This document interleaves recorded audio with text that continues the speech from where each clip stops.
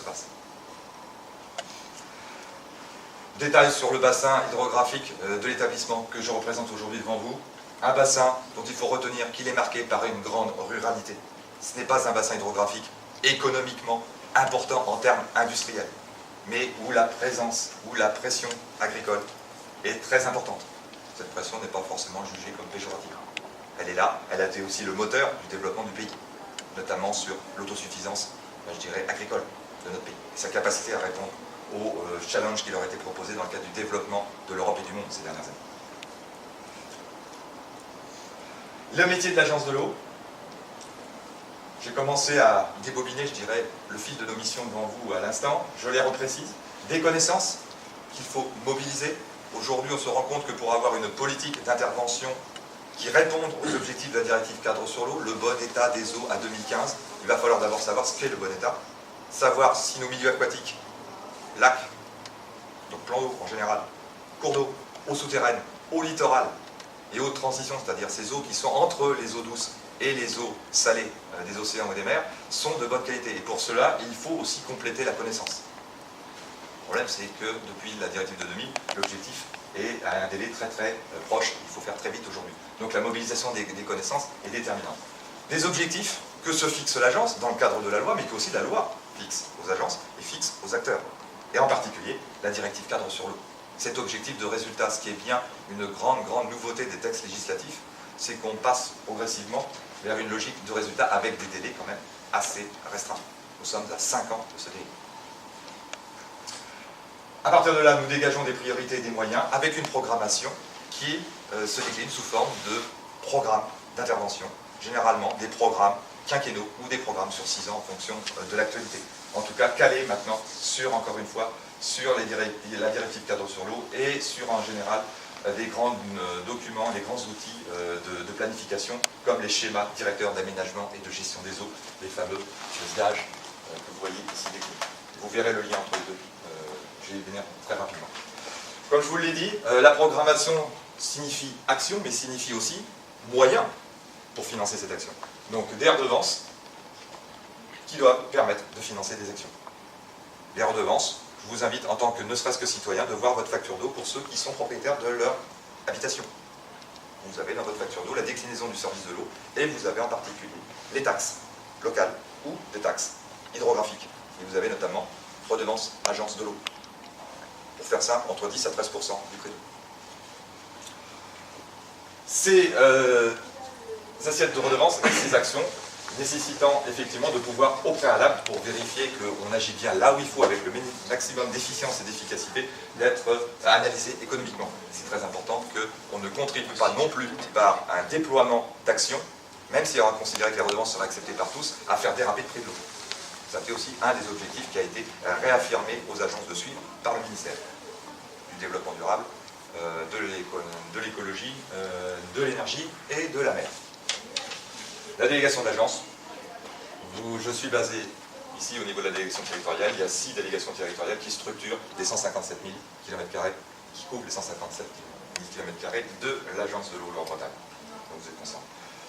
Alors pourquoi aujourd'hui se préoccuper de la ressource en eau?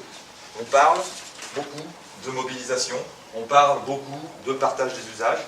On est parfois dans des territoires, en local, sur déjà des situations de conflit d'usage, où les services des collectivités territoriales ne peuvent plus délivrer une eau de qualité, ou voire même une eau de quantité. Rappelez-vous la grande sécheresse de 2003.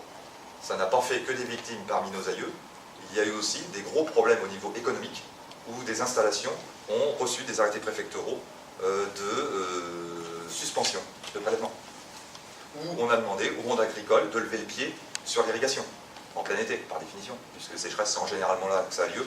Il y a certaines contrées où on a des sécheresses hivernales, mais c'est très souvent en été. C'est comme par hasard, là, on a plus besoin d'eau. Alors, revenir simplement à des grands constats de base.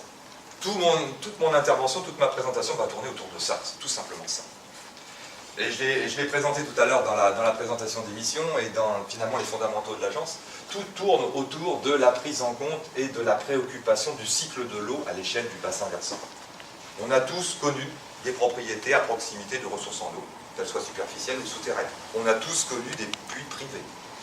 on a tous connu des forages, parfois, je dirais, mobilisés les uns derrière les autres à des kilométrages, à des distances relativement faibles.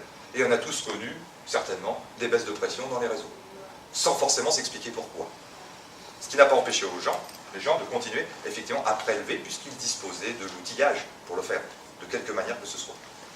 Or aujourd'hui, au niveau du cycle, si on ne prend pas en compte l'intégralité du cycle au travers tout simplement des précipitations, de la manière dont elles ruissellent sur le terrain, dans la manière éventuellement où elles s'infiltrent, dont elles vont alimenter les sources ou les nappes d'eau souterraines, et la manière dont elles arrivent peu ou prou dans les rivières, puis dans les fleuves, puis à la mer, on aura beaucoup de mal à avoir la globalité du problème en tête, puisque ces bassins versants et toutes les structures aquatiques qui drainent ce bassin versant génèrent en même temps la vie, en même temps qu'elles mettent à disposition de l'eau pour les activités humaines.